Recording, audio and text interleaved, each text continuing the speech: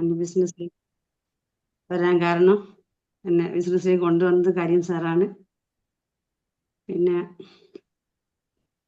നമ്മള് ട്രെയിനിങ് എന്നൊന്നും എൻ്റെ ഒരു എന്താ പറയാ, ട്രെയിനിങ്ങിനൊന്നും ഒരു യോഗ്യതയുള്ള ഒരു ആളൊന്നുമല്ല ഞാൻ. എന്നാലും നമ്മൾക്കിപ്പം ഈ വെൽനസ്സുമായിട്ട് മുമ്പോട്ട് പോകണമെങ്കിൽ ഈ നമ്മളെ കയ്യിലുള്ള പ്രൊഡക്റ്റ് എന്താണെന്നൊന്ന് അറിഞ്ഞിരിക്കൽ നമുക്ക് ആവശ്യമാണ്.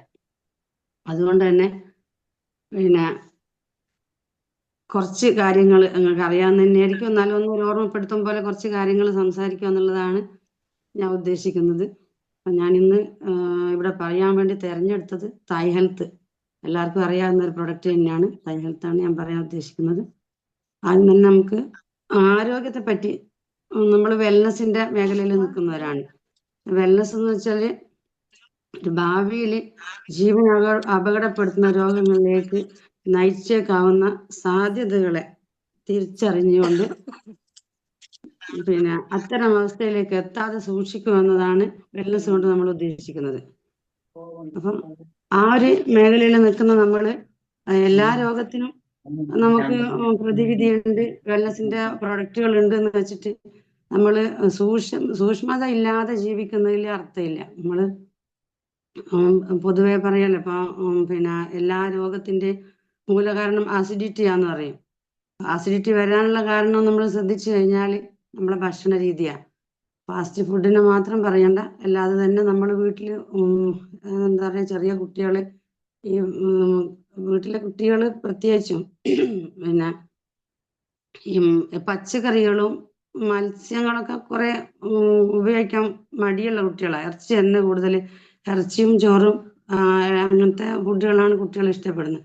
അപ്പോൾ കൂടുതലായിട്ട് വരുന്ന ഈ പ്രോട്ടീൻ അടങ്ങിയ ഭക്ഷണം മാത്രം, അതായത് ചിക്കനൊക്കെ ആണെങ്കിൽ ഹോർമോൺ കൂടെ കുത്തി വെച്ചിട്ടുള്ളതായിരിക്കും.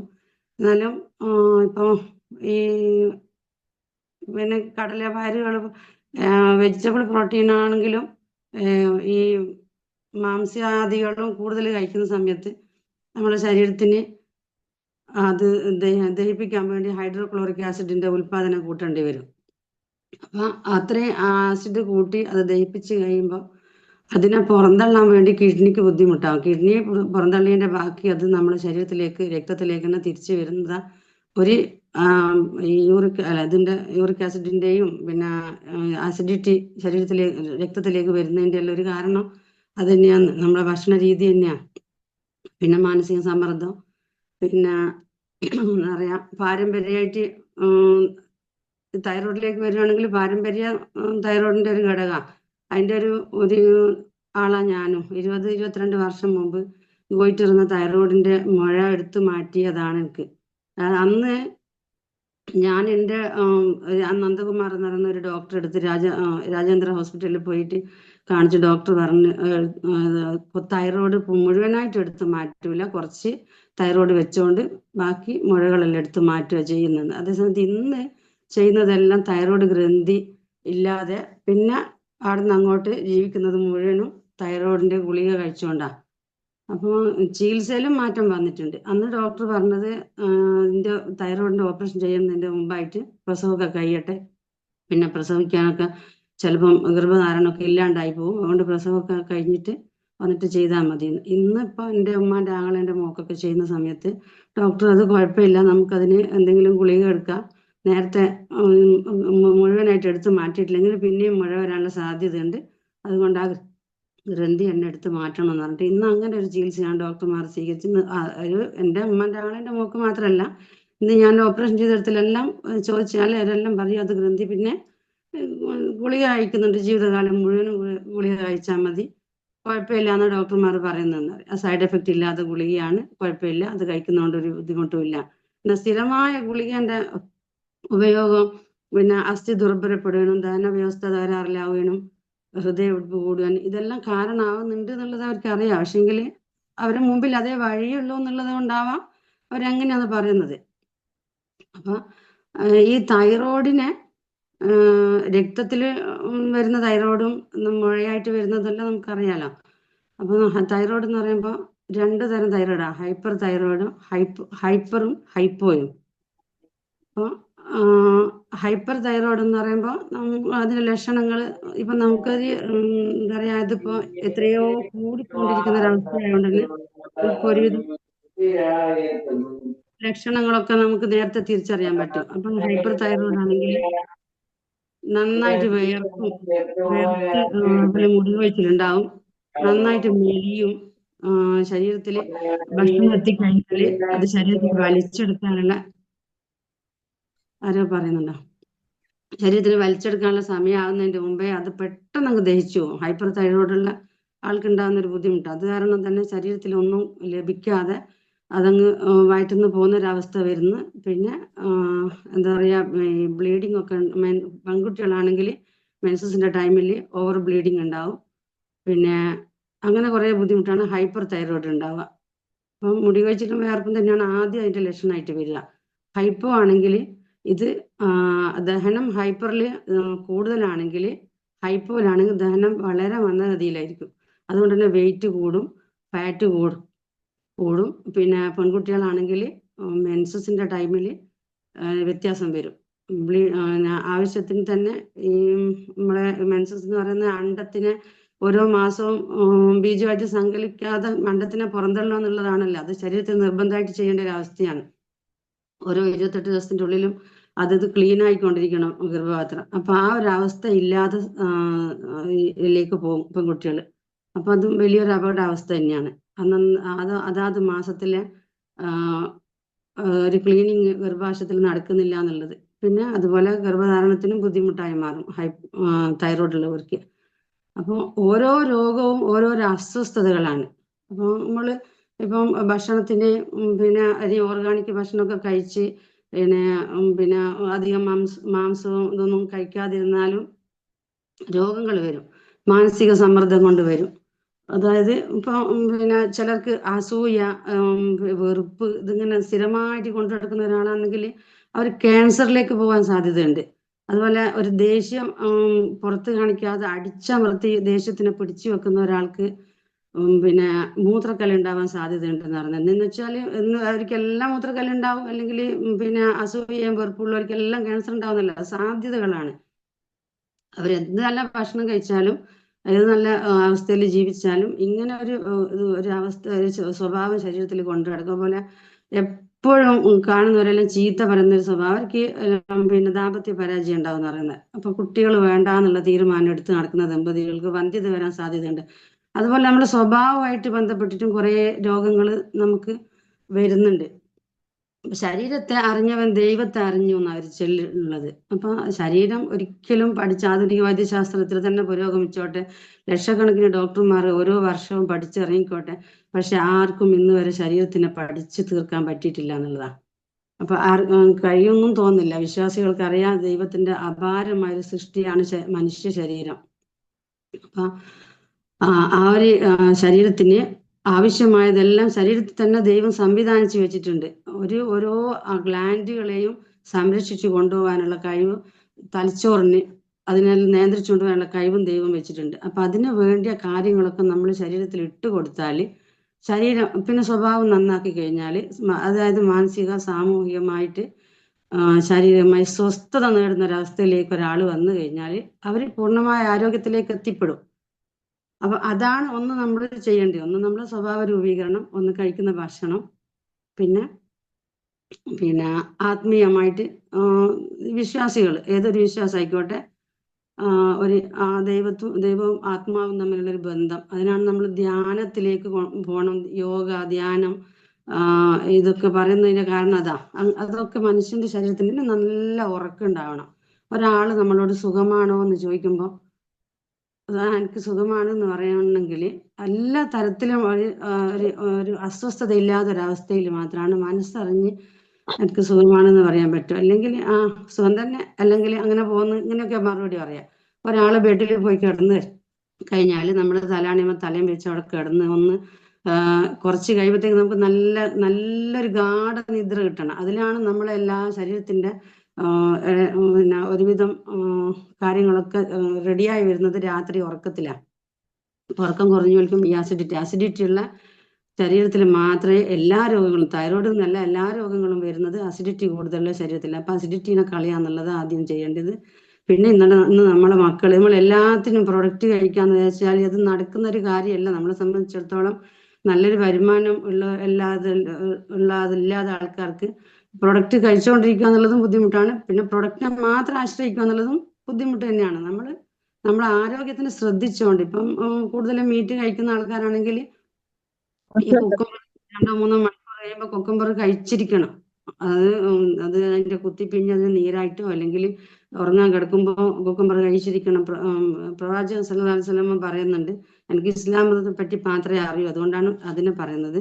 പിന്നെ വള്ളിപ്പടർപ്പിലെ പച്ചക്കറികൾ ധാരാളമായിട്ട് കഴിക്കാൻ വേണ്ടിയിട്ട് പ്രവാചക വൈദ്യത്തിൽ പറയുന്നുണ്ട്.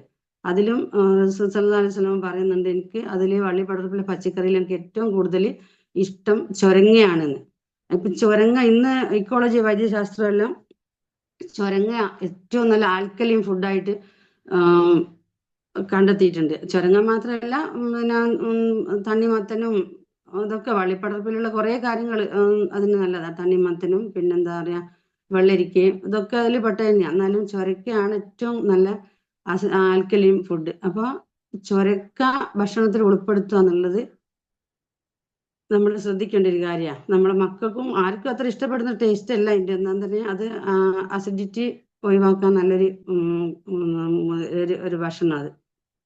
പിന്നെ ഈ തൈറോയിഡിന്റെ പ്രശ്നം, തൈറോയ്ഡ് ഫങ്ഷൻ ഡിസോർഡർ ആവാൻ മെയിനായിട്ട് തൈറോയിഡിന്റെ പ്രവർത്തനത്തിന് വേണ്ടിയത് അയഡിനാ. നമുക്കറിയാം, അയഡിൻ ചേർത്ത ഉപ്പ് നേരത്തെ മാർക്കറ്റിൽ ഇറങ്ങിയതും നമുക്കറിയാം. അതെല്ലാം കെമിക്കൽ പരമായിട്ട് നമുക്കൊരു സൊല്യൂഷൻ കണ്ടെത്താൻ പറ്റൂല എന്നുള്ളിടത്തിൽ ഇപ്പം വൈദ്യശാസ്ത്രം കുറച്ചൊരു പരാജയപ്പെട്ട ഒരു മട്ടിലുള്ളത്. അതേസമയത്ത് നമുക്ക് അറിയാം, ഈ കടൽ മത്സ്യത്തിൽ നന്നായിട്ട് അയഡിൻ ഉണ്ട്. അതും നമ്മൾ ധാരാളമായിട്ട്, മലയാളികൾ ധാരാളമായിട്ട് കഴിക്കുന്ന ഒരു മീനാണ് മത്തി. മത്തി ഇന്ന് തല ഉപയോഗിക്കുന്നത്, തലയാണ് ശരിക്കും അതിന്റെ തല ഉപയോഗിച്ചാൽ മാത്രമേ ഈ അയഡിൻ ശരിക്കും നമുക്ക് ലഭിക്കുകയുള്ളൂ. അപ്പൊ അയഡിൻ ലഭിച്ചാൽ മാത്രമേ തൈറോയിഡിന്റെ പ്രവർത്തനം ശരിയായ വണ്ണത്തിൽ ശരിയായ രീതിയിൽ നടന്നു പോവുകയുള്ളൂ. അപ്പോൾ നമ്മൾ തൈറോയിഡിലേക്ക് തന്നെ വരികയാണെങ്കിൽ എന്താ പറയുക, ഹൈപ്പറും ഹൈപ്പോവും പറഞ്ഞു ഞാൻ. ഇപ്പൊ T3, T4, കാൽസിട്രോൺ എന്ന് പറയുന്ന 3 ഹോർമോണാണ് തൈറോയ്ഡ് ഗ്രന്ഥി മെയിനായിട്ട് ഉൽപ്പാദിപ്പിക്കുന്നത്. അപ്പൊ ഞാൻ നേരത്തെ പറഞ്ഞു, ഓപ്പറേഷൻ ചെയ്തിട്ട് തൈറോയ്ഡ് കളയുക എന്ന് പറയുമ്പോൾ ഈ തൈറോയ്ഡ് ഗ്രന്ഥി ഉൽപ്പാദിപ്പിക്കേണ്ട ഈ ഹോർമോണൊക്കെ ടാബ്ലറ്റിലൂടെ നമുക്ക് തരുവാണെങ്കിലും ശരീരത്തിന് അറിയാം അതാത് സമയത്ത് ഇപ്പം T3-യും T4-ഉം കുറഞ്ഞാൽ THS കൂട്ടണം എന്നുള്ളത് തലച്ചോറിനറിയാം. അത് പിറ്റ്യൂട്ടറി ഗ്രന്ഥി തലച്ചോറും തമ്മിലുള്ള മെസ്സേജ് കൈമാറ്റത്തിലൂടെ ശരീരത്തിൽ ഉൽപ്പാദിപ്പിക്കാൻ വേണ്ടിയിട്ട് തൈറോയിഡിന് സഹായിക്കുന്നതാണ്. അപ്പൊ T3-യും T4-ഉം കൂടിയാൽ THS കുറച്ച് ഉൽപ്പാദിപ്പിക്കാനും തലച്ചോറിന്റെ പിന്നെ ഇടപെടലാണ് ഉണ്ടാവും.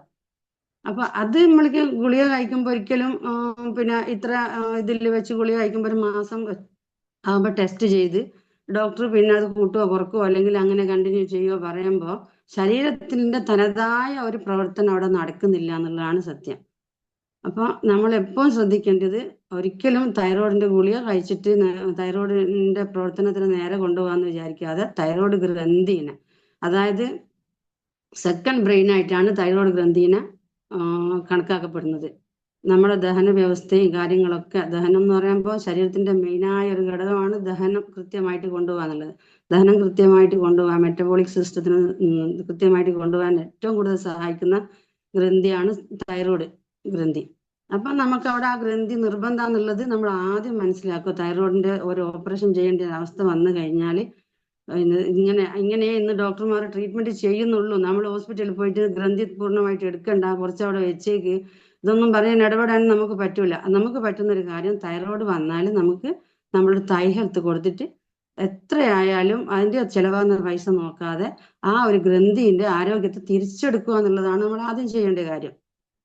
അപ്പൊ പിന്നെ ഇതില് എന്താ പറയാ, ലാബിൽ ടെസ്റ്റ് ചെയ്ത് നല്ലോണം നന്നായിട്ട് പ്രൂവ് ചെയ്ത് ശരീരത്തിന്റെ തൈറോയ്ഡ് ഗ്രന്ഥിനെ തിരിച്ചു കൊണ്ടുവരാൻ കഴിയുമെന്ന് തെളിയിക്കപ്പെട്ട കുറെ ഇൻഗ്രീഡിയൻസ് ആണ് ഇതിന്റെ അകത്തുള്ളത്. അതായത് നീർമരുത്, അക്രൂട്ട്, മന്ദാരം, ആകാശത്താമര, ഗുഗുലു, കൊടുവേലി, മണ്ടുകവർണി, ത്രികടു, മുരിങ്ങ, പിന്നെ ഇങ്ങനെ കണ്ട കുറേ ഇൻഗ്രീഡിയൻസ് ആണ് ഇതിൻ്റെ അകത്തുള്ളത്. അത് നീർമരുത് നമുക്കറിയാം.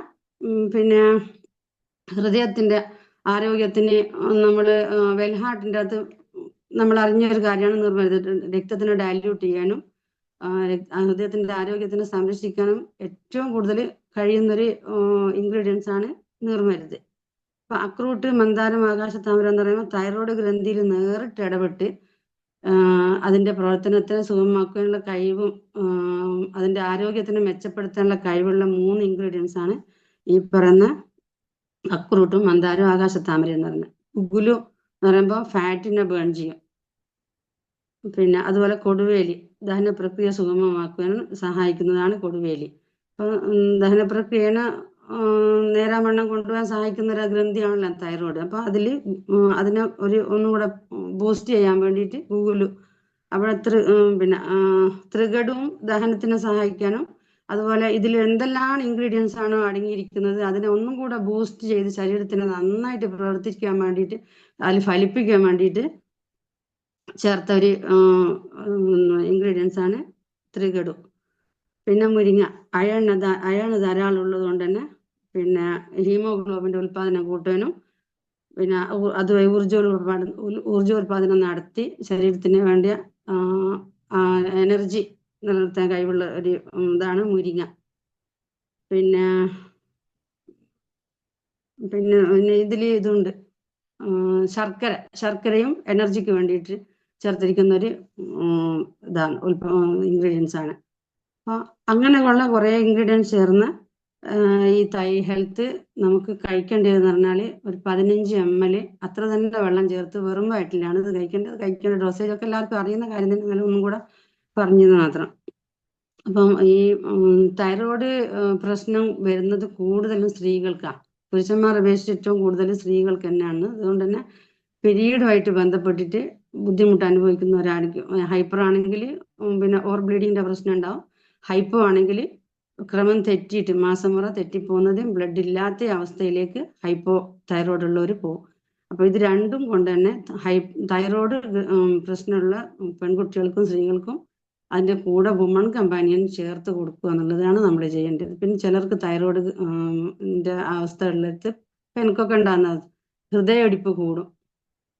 അപ്പൊ അങ്ങനെ അനുഭവമുള്ളവർക്ക് നമുക്ക് ഫീൽഡിൽ ചോദിക്കുമ്പോൾ അവരടുത്ത് ചോദിക്കുമ്പോൾ നമുക്ക് മനസ്സിലാവും. അങ്ങനെ ആകുമ്പോൾ നമ്മൾ എന്ത് ചെയ്യുന്നു, വെള്ളഹാട്ടും കൂടെ കൊടുക്കണം.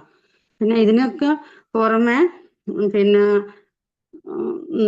എന്താ പറയാ, ഈ നമ്മളെ 95 അതിന്റെ കൂടെ ചേർത്ത് കൊടുക്കുമ്പോൾ ഒന്നും കൂടെ വേഗം ബെറ്റർ ആവാൻ സാധ്യതയുണ്ട്. കാരണം പുതിയ കോശങ്ങളൊക്കെ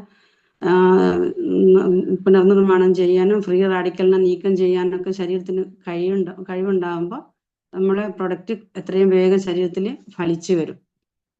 പിന്നെ അതുപോലെ നമ്മൾ ഓർമ്മിക്കേണ്ട ഒരു കാര്യം എന്ന് പറഞ്ഞാൽ ഈ തൈറോയിഡിന്റെ മെഡിസിൻ എടുക്കുന്ന ആൾക്കാരാണെങ്കിൽ അത് നിർത്തിവെക്കാൻ ഒരിക്കലും നമ്മൾ പറയരുത്.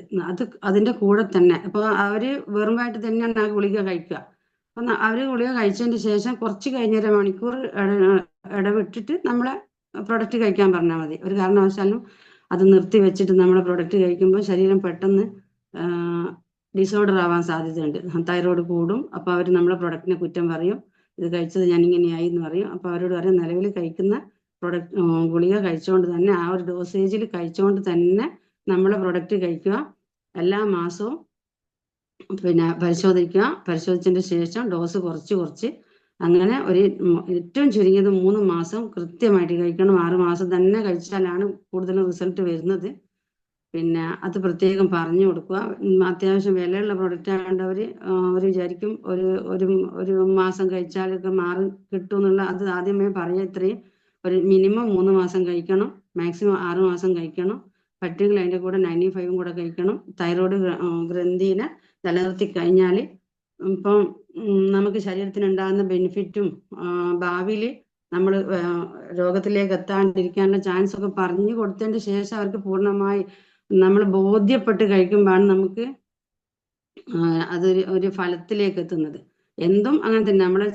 നമ്മൾ നെഗറ്റീവ് ചിന്താഗതി കൂടെ നടക്കുന്നവരാണെങ്കിൽ നമ്മൾ ആ ഒരു അവസ്ഥയിൽ തന്നെ നമ്മുടെ ജീവിതം എത്തിപ്പെടും. നമുക്ക് ഇപ്പൊ ലാബിൽ എല്ലാ രോഗങ്ങളും ലാബിൽ ടെസ്റ്റ് ചെയ്തിട്ട് നമുക്ക് എല്ലാ മാസവും പോയിട്ട് അല്ലെങ്കിൽ 6 മാസം കൂടുമ്പോൾ ഒരിക്കൽ നമ്മളെ മൊത്തം ശരീരത്തിന്റെ അവസ്ഥ ടെസ്റ്റ് ചെയ്യുന്ന ഒരു അവസ്ഥ ഇപ്പൊ എല്ലാവർക്കും ഉള്ളത്.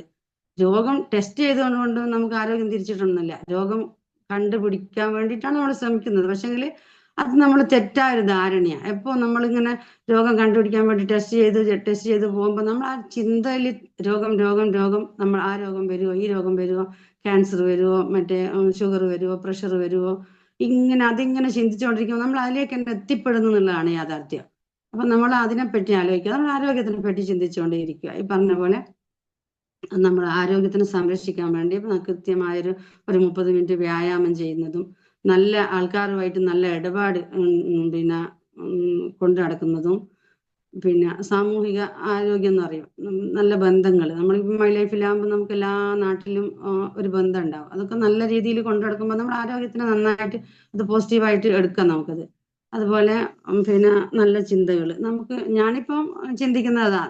പിന്നെ എന്താ പറയാ, എന്ത് ഒരു ലക്ഷണങ്ങൾ കണ്ടാൽ, രോഗത്തിലേക്ക് എത്താനുള്ള രോഗത്തിന്റെ ലക്ഷണങ്ങൾ കണ്ടാൽ, ഇപ്പം ഒരു ഷുഗർ ബോർഡറിൽ എത്തിയെന്നോ അല്ലെങ്കിൽ പ്രീ ഡയബറ്റിക് എന്നൊക്കെ തോന്നി കഴിയുമ്പോൾ നമുക്ക് പിന്നെ ഇത് എടുത്ത് കഴിക്കാം. എന്താ ഈ നമ്മളെ ഡയബ ലൈഫ് കഴിക്കാം. ഇനി അതല്ല ഒരു രോഗവും വരാണ്ടിരിക്കാൻ നമുക്ക് പിന്നെ 95 ഇടയ്ക്കിടയ്ക്ക് ഒരു വർഷത്തിൽ 3 95 കഴിക്കാന്നൊരു തീരുമാനത്തിലേക്ക് എത്തി.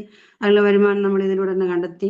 നമ്മളങ്ങനെ വെൽനെസ്സിനെ പറ്റി ചിന്തിച്ചുകൊണ്ടേയിരിക്കും. അല്ലാതെ ലേബിൽ പോയിട്ട് ടെസ്റ്റ് ചെയ്ത് രോഗങ്ങളില്ല ഇല്ല ഇല്ല എന്നുള്ളത് കണ്ട് പിന്നെ ഒരു 6 മാസം കഴിയുമ്പോഴത്തേക്ക് തന്നെ പിന്നെ എന്തെങ്കിലും ശരീരത്തിൽ വന്നിട്ടുണ്ടാവുമോ, ഇങ്ങനെ ആവലാതി കൊണ്ട് ജീവിക്കുമ്പോൾ നമ്മൾ ചിലപ്പോൾ രോഗികളായി മാറാൻ സാധ്യതയുണ്ട്. അതുപോലെ രോഗങ്ങൾ ലക്ഷക്കണക്കിന് ഡോക്ടർമാർ പുറത്തേക്ക് ഇറങ്ങി വന്നാലും ആധുനിക വൈദ്യശാസ്ത്രം എത്ര തന്നെ പുരോഗമിച്ചാലും, സാങ്കേതിക വിദ്യ അതിലും പുരോഗമിച്ചാലും ഒരു മനുഷ്യന്റെ ശരീരത്തിന് പൂർണ്ണമായി പഠിക്കാൻ അവർ കൊണ്ട് സാധ്യതയില്ല.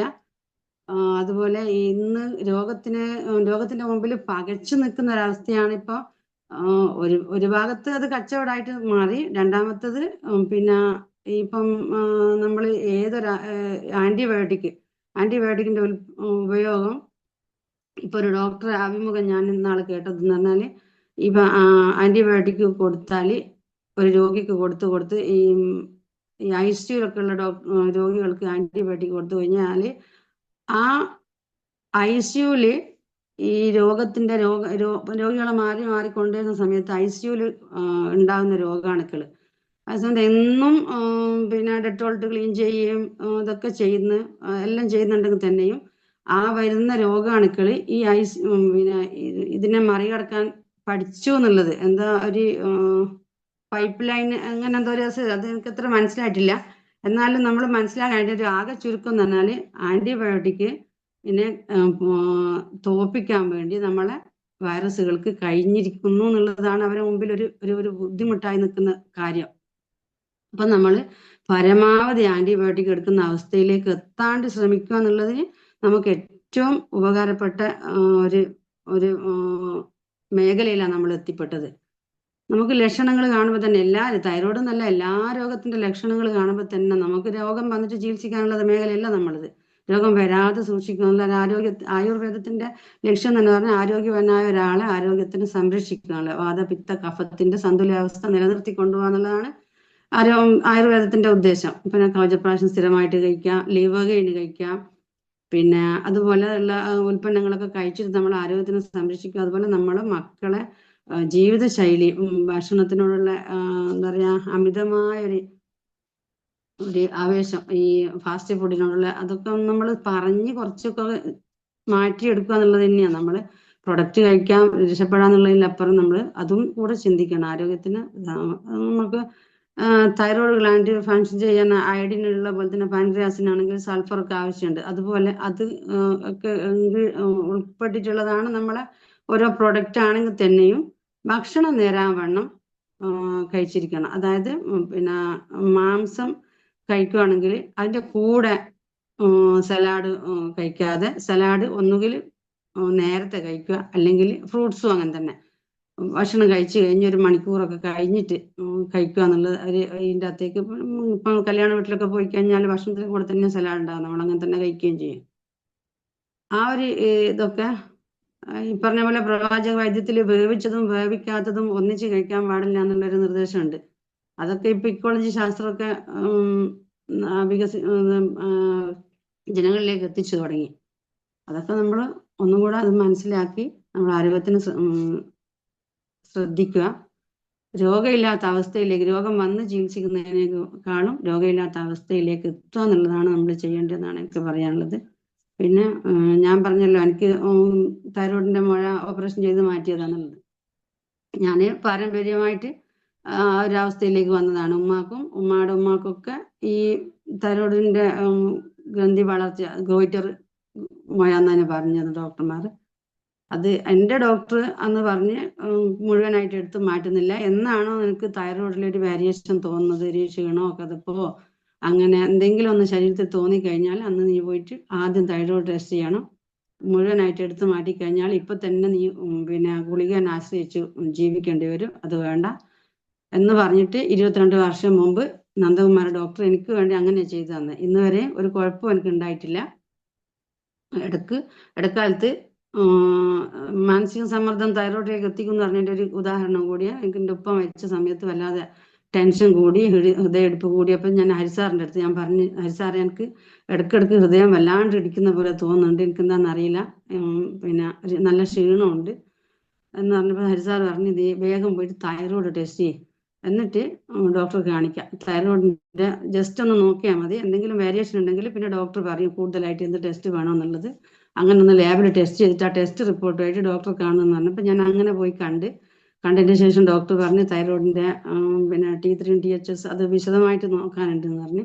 അങ്ങനെ അത് നോക്കി ആ റിസൾട്ട് കൊണ്ടുപോയി കാണിച്ചപ്പോൾ ഡോക്ടർ പറഞ്ഞു അമിതമായ ടെൻഷനാണ് ഈ ഒരു അവസ്ഥയിലേക്ക് എത്തിയത്, അതുകൊണ്ട് BP ഗുളിക കഴിക്കണം. അപ്പം ഞാൻ പറഞ്ഞു BP ഇല്ലാണ് സാറേ, പക്ഷെ അത് BP കഴിക്കണം, അതുപോലെ റിലീസ് ആവാൻ വേണ്ടിയിട്ട് അങ്ങനെ വേറെ ഒരു ഗുളിക കൂടെ കഴിക്കണം എന്ന് പറഞ്ഞു. അപ്പം ഞാൻ അവിടെ നിന്ന് ഇറങ്ങി പോന്ന് ഫാർമസിയിൽ കയറി ഒറ്റ ഗുളിക വാങ്ങിച്ചില്ല. ഞാൻ നേരെ പൈസ്ട്രസും തൈ ഹെൽത്തും വാങ്ങിച്ച് കഴിച്ച് ഒരു 10-20 ദിവസം കഴിഞ്ഞപ്പം ഷാജാൻ ഡോക്ടറെ അടുത്ത് മാറി കാണിച്ചു. ഒന്നും കൂടെ അവരെ നിർദ്ദേശം അറിയിച്ചു. അവരെടുത്ത് കാണിച്ചപ്പോൾ ഷാജാൻ ഡോക്ടർ ടെസ്റ്റ് ചെയ്യാൻ പറഞ്ഞ് ടെസ്റ്റ് റിസൾട്ട് കാണിച്ചു, കുഴപ്പമൊന്നുമില്ല,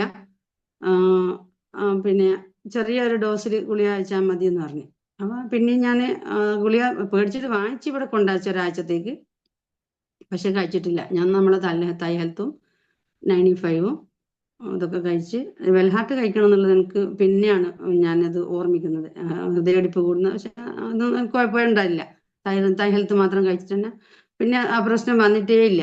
അപ്പം നമുക്കങ്ങനെ എന്തെങ്കിലും ലക്ഷണങ്ങൾ കാണുമ്പോൾ നമുക്കത് നേരെ ഉപയോഗിക്കാനുള്ളൊരു ഇപ്പം യൂറിഫ്ലഷ്, അതുപോലെ തന്നെ യൂറിഫ്ലഷും എന്നെ അഡ്മിറ്റ് ചെയ്യണമെന്ന് പറഞ്ഞിടത്തുനിന്ന് ഞാൻ യൂറിൻ ഇൻഫെക്ഷൻ വന്നിട്ട് നാദാപുരം കാണിച്ചിട്ട് ഡോക്ടർ പറഞ്ഞു ഇവിടെ അഡ്മിറ്റ് ചെയ്തിട്ട് നല്ല ഇൻഫെക്ഷനാണ്, പിന്നെ എന്താ പറയുക ഈ ഫങ്ഷൻ ടെസ്റ്റ് ഒക്കെ ചെയ്ത് ഇവിടെ അഡ്മിറ്റ് ചെയ്തിട്ട് 4 ഇഞ്ചക്ഷൻ വെച്ചൊരു ദിവസം ചെയ്താൽ മാത്രമേ ഇത് പോവുള്ളൂ, കൾച്ചർ ചെയ്യണം എന്ന് പറഞ്ഞു.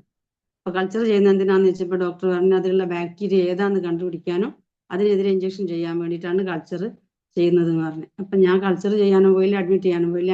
എനിക്ക് പ്രൊഡക്റ്റിലുള്ള നല്ല അന്ധമായ വിശ്വാസം തന്നെ പറയാം, എനിക്ക് അത്രക്കും വിശ്വാസമാണ്. അപ്പം ഞാൻ യൂറിഫ്ലഷ് കഴിച്ച് പിന്നെ 2 ആഴ്ച കഴിഞ്ഞപ്പോൾ ഞാൻ ആരടുത്ത് പറയാൻ പോയില്ല അഡ്മിറ്റ് ആക്കണം എന്ന് പറഞ്ഞ കാര്യമൊന്നും.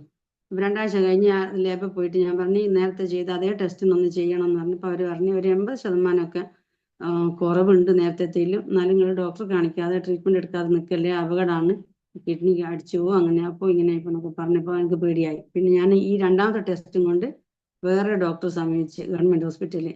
അപ്പോൾ നേരത്തെ കാണിച്ചതും ഒന്നും പറയാതെ ഞാൻ പറഞ്ഞു എനിക്കിങ്ങനെ മൂത്രത്തിൽ ചെറിയൊരു ഇൻഫെക്ഷൻ തോന്നിയിട്ട് ഞാൻ ലാബിൽ ടെസ്റ്റ് ചെയ്ത് വന്നതാ മാഡം എന്ന് പറഞ്ഞപ്പോൾ ഡോക്ടർ പറഞ്ഞു കുഴപ്പമില്ല, ഒരു 2-3 ദിവസം ഗുളിക കഴിച്ചാൽ മതി, വലിയ കുഴപ്പമൊന്നും കാണുന്നില്ലല്ലോ, പിന്നെ നന്നായിട്ട് വെള്ളം കുടിച്ചാൽ മതി കേട്ടോ എന്ന് പറഞ്ഞിട്ട് വിട്ടു.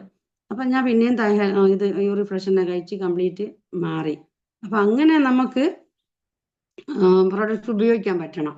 അല്ലാതെ നമ്മള് അത് എന്നറിയാം, ഞാനത് ഉറച്ച് വിശ്വസിച്ചിട്ടാണ് അത് ഉപയോഗിക്കുന്നത്. അല്ലാതെ നമ്മൾ പേടിച്ചോണ്ട് ഇത് കുടിച്ചാൽ മാറുമോ അല്ലെങ്കിൽ മറ്റേതിനെ കുടിക്കണോ, ഇങ്ങനെ കൺഫ്യൂഷനും പേടിയും കൊണ്ട് കഴിച്ചു കഴിഞ്ഞാൽ അങ്ങനെ മാറിയെന്ന് വരില്ല. അത് ഉറച്ചൊരു വിശ്വാസം നമുക്കിതിൽ ആവശ്യമാണ്. അത് വിശ്വാസം വരണമെങ്കിൽ നമ്മൾ ഈ പ്രൊഡക്റ്റിനെ കുറിച്ച് മനസ്സിലാക്കുക എന്നുള്ളതാണ്.